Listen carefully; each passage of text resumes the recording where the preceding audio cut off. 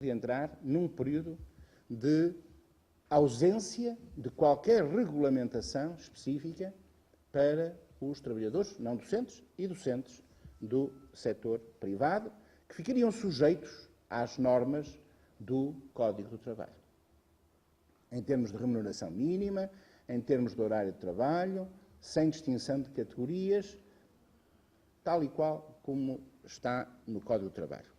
E foi possível realizar um esforço notável de ambas as partes, que no final permitiu que no final de julho se celebrasse um novo contrato coletivo de trabalho para o setor. E acho que é bom lembrar que neste contrato está estabelecido claramente, aliás, como estava do passado. Estão aqui, o Luís de Melo e a Paula Bosch participaram, pelo menos outras pessoas aqui, mas participaram em múltiplas negociações do contrato coletivo de trabalho, onde houve sempre a preocupação de determinar com clareza os conteúdos funcionais de cada categoria. E continua no contrato coletivo de trabalho do setor privado, estão lá os conteúdos funcionais de cada categoria. Mas para além de se ter mantido neste contrato aquilo que é a determinação dos conteúdos funcionais, estamos em presença da mais significativa valorização salarial destes trabalhadores. Há anos que não havia valorização salarial no setor privado. Tivemos este ano uma valorização importantíssima que tem duas etapas, uma este ano e outra em 2014, que coloca o patamar mínimo de remuneração acima do salário mínimo nacional, que também é uma novidade. O salário mínimo passa para 530 euros. Era igual ao salário mínimo nacional. Neste contrato, passa para 530 euros a partir de 2014. Falta referir, em relação aos trabalhadores não docentes do setor privado, os do ensino superior. E os problemas que nós temos de conhecimento da realidade ainda são maiores a este nível e com a agravante de os trabalhadores não docentes. Eu acho que isto é um desafio sindical muito importante que nós temos colocado várias vezes em cima da nossa mesa de trabalho e que é a ausência de um contrato coletivo de trabalho para os trabalhadores não docentes do ensino superior privado. É uma zona branca de negociação. Para estes trabalhadores, o que vale é apenas o Código do Trabalho. Não há mais do que valores mínimos. Tudo o resto está sujeito à discricionariedade da entidade empregadora.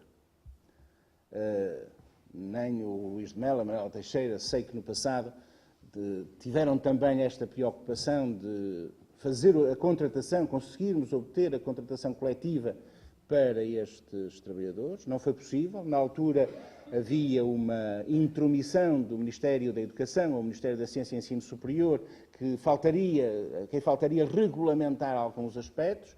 Hoje vivemos uma situação em que o Ministério que tutela o ensino superior diz que não é preciso haver nada disso para que haja contratação. A entidade empregadora do setor, o representante dos empregadores do setor privado, tem alguma disponibilidade. Este é um desafio que nós temos para o futuro. E precisamos fazer um contrato coletivo de trabalho para os trabalhadores não docentes do ensino superior privado.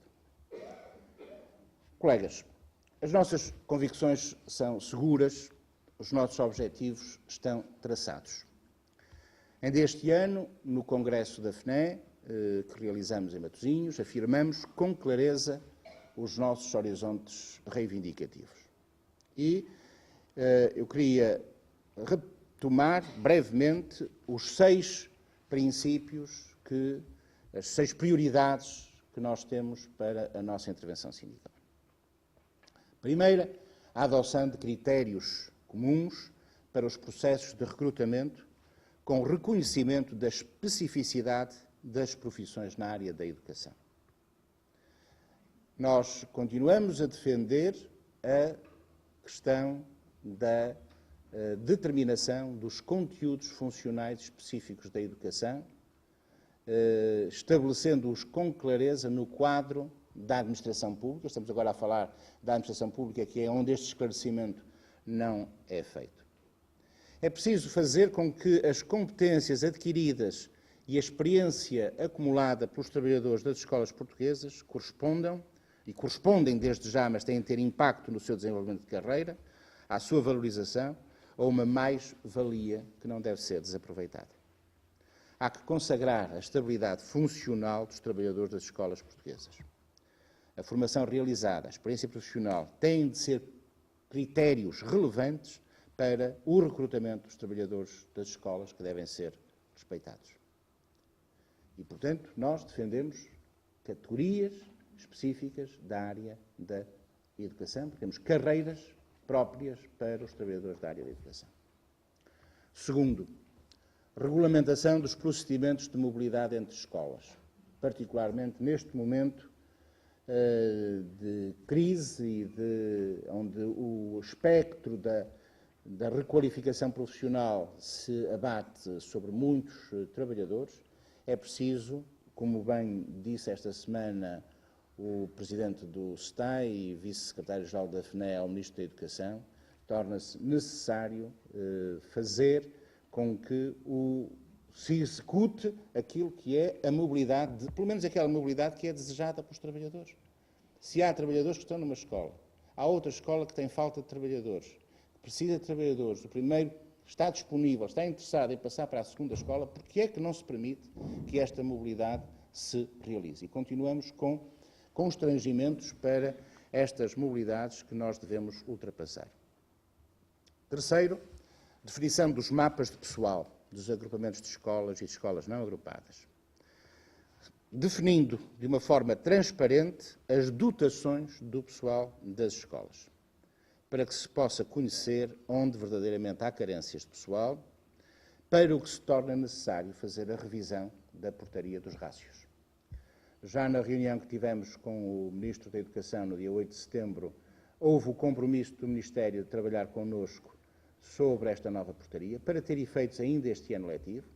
Nesta última reunião desta semana com o Ministro, voltamos a levantar a questão que para nós é essencial, de que o compromisso do Ministério de trabalhar connosco relativamente à portaria dos rácios é incontornável.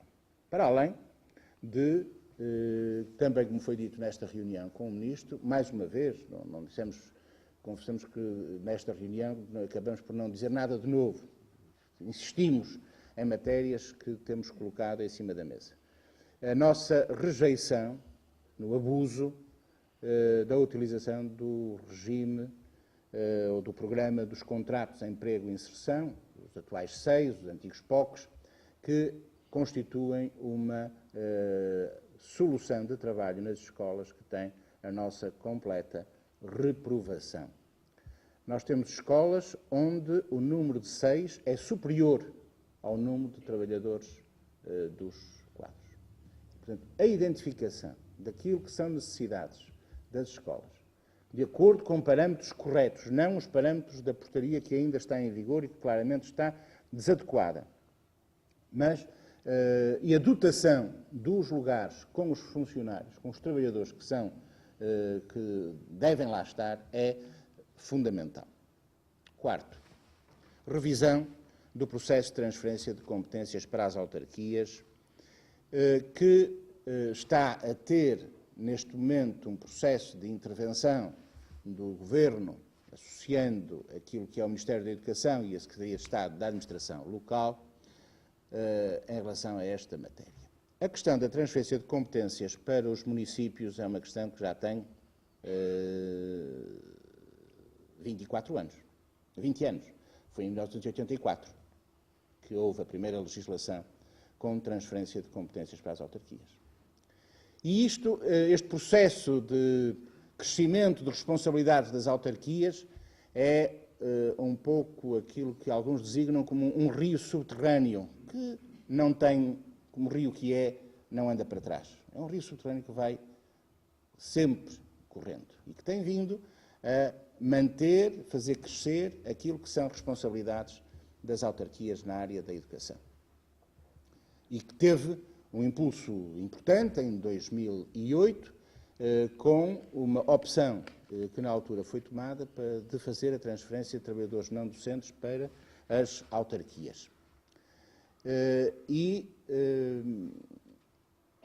Nós levantamos nessa negociação, como agora recordamos na reunião desta semana, levantamos algumas objeções, importantes objeções, em relação àquilo que eram soluções que estavam encontradas, mas que na altura tinham um compromisso com o Governo de então, nomeadamente em relação aos critérios para a determinação dos rácios e ainda relativamente, particularmente, à clarificação, completa clarificação do que é que compete ao Ministério da Educação, às direções das escolas e o que é que compete aos municípios. E aquilo que aconteceu em muitos lugares foi uma deturpação deste princípio e uma utilização abusiva de algumas câmaras municipais, de alguns vereadores, de alguns presidentes de Câmara, numa atitude abusiva em relação aos trabalhadores, em concreto, e particularmente depois também em relação às direções das escolas. E é preciso corrigir isto. Quando nós falamos de revisão,